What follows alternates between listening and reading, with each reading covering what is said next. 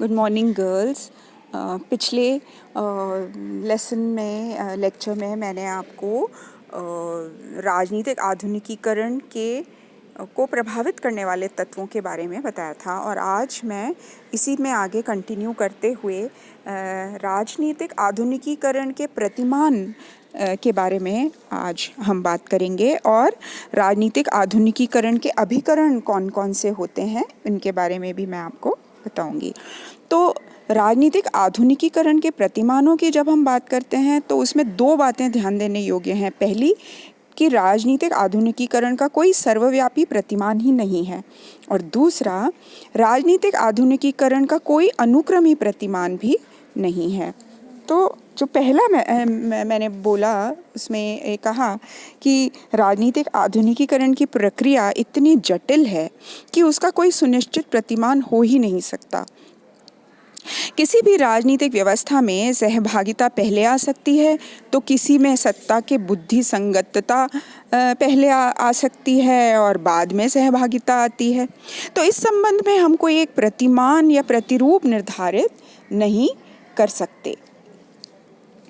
और कुछ राजनीतिक व्यवस्थाएं ऐसी हैं जिनमें राजनीतिक आधुनिकीकरण का अनुक्रम इस प्रकार का रहा है कि केंद्रीकृत नियंत्रण की स्थापना हुई और इसके बाद संरचनात्मक विभिन्नीकरण आया और जनसहभागिता आई। तो ऐसी परिस्थिति में हम निर्धारित नहीं कर सकते कि पहले क्या चीज़ आएगी। कई देशों में राजनीतिक व्यवस्थाओं में आधुनिकीकरण का अनुक्रम जन सहभागिता और राष्ट्रीय अभिज्ञान से आरंभ होकर संस्थागत विभिन्नीकरण और केंद्रीकृत नियंत्रण की तरफ बढ़ा है, यानी कोई सेट पैटर्न नहीं है। कुछ देशों में केंद्रीकरण से विकेंद्रीकरण की ओर झुकाव हुआ और कुछ में विकेंद्रीकरण से केंद्रीकरण की ओर।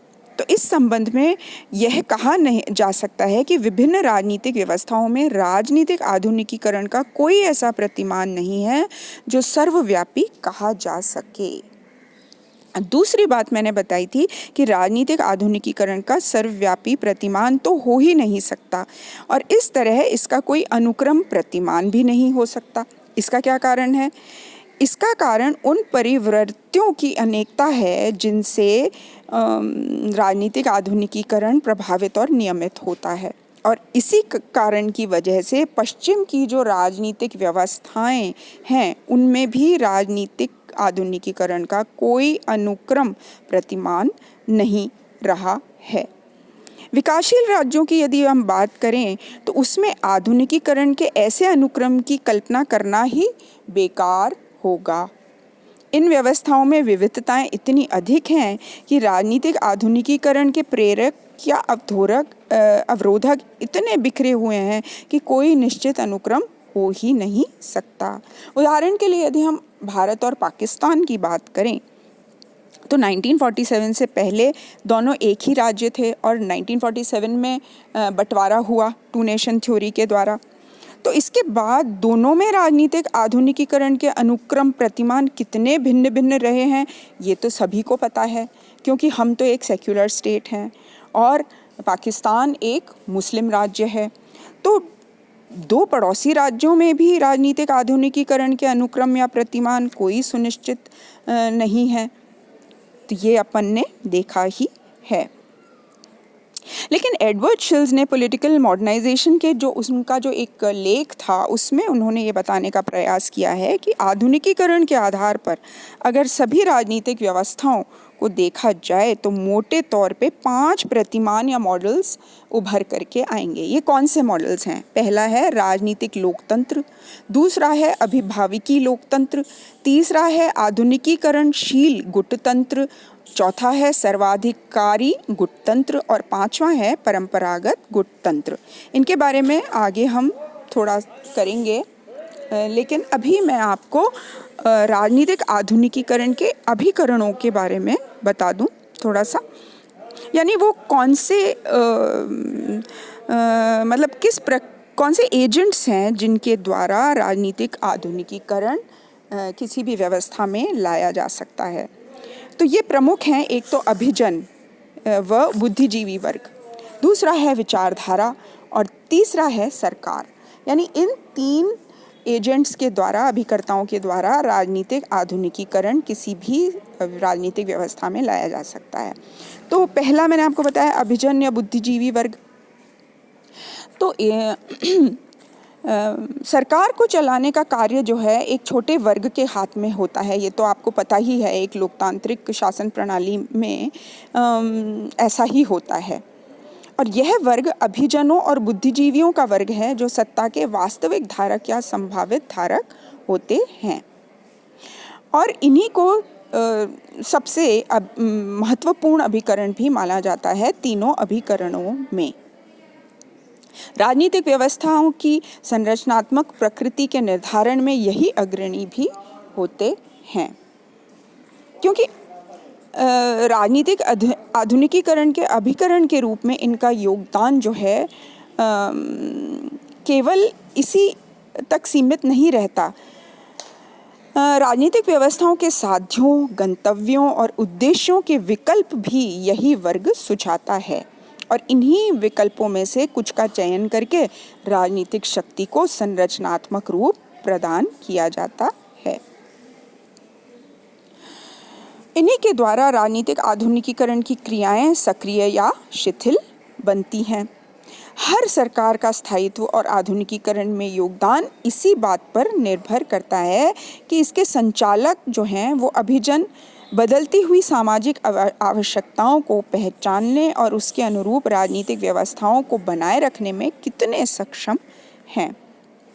और चाहे राजनीतिक व्यवस्था को के मार्ग यानी व्यवस्था को चाहे आधुनिकीकरण के मार्ग पर किसी भी स्थान पर क्यों न हो, जीवन शक्ति देने का कार्य भी अभिजन वर्ग ही करता है। तो इसलिए ये बहुत महत्वपूर्ण है और इसके ऊपर सारा दारोमदार है राजनीतिक आधुनिकीकरण लाने का। दूसरा फैक्टर या दूसरा मैंने जो कारक है वो बताया है विचारधारा, और ये बहुत ही महत्वपूर्ण कारक है क्योंकि समाज में परिवर्तन की जो प्रक्रिया है उसको दिशा देने का जो कार्य है वो राजनीतिक विचारधारा की भूमिका से ही होता है। और इस प्रकार ये एक प्रमुख अभिकरण है।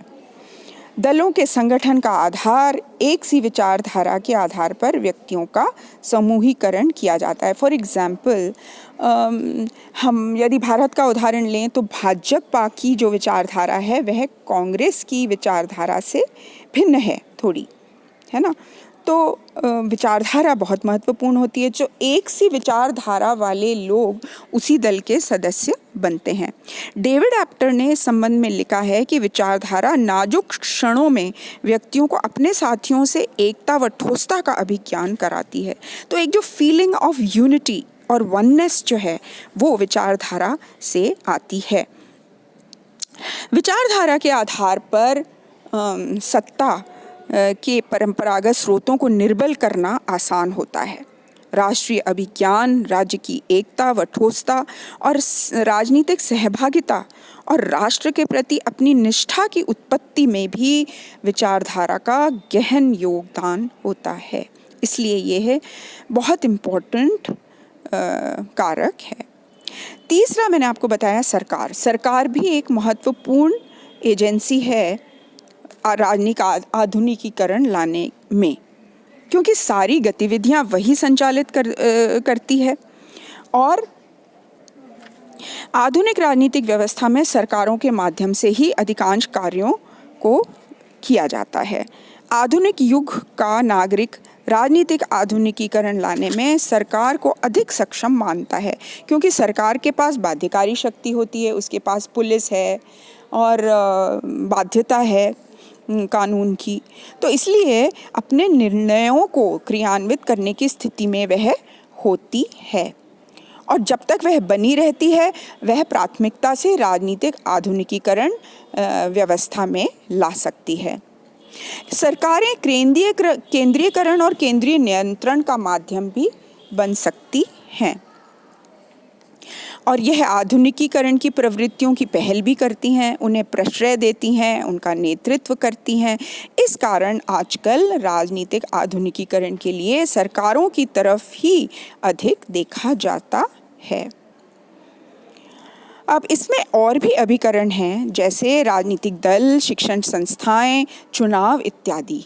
लेकिन इसका हमने अभी, मैं इसको डिटेल में इसलिए नहीं बता रही क्योंकि विचारधारा का संबंध राजनीतिक दलों से अनिवार्यतः रहता है। इसी तरह अभिजन या विशिष्ट वर्ग का जो है वो शिक्षण संस्थाओं से जो उनकी भूमिका है उसको निष्पादित करने में कार्य करता है। इसीलिए ओवरलैपिंग है ये। तो इसलिए यदि हम 3 ये अभिकरण ढंग से कर लेंगे तो उनमें ये तीनों भी शामिल, अन्य 3 भी शामिल हो जाएंगे। तो अभिकरणों की भूमिका का ही उल्लेख करके यह समझाने का मैंने आज प्रयास किया है कि राजनीतिक आधुनिकीकरण की जटिल प्रक्रिया में अनेक तथ्यों का योगदान रहता है। Thank you so much.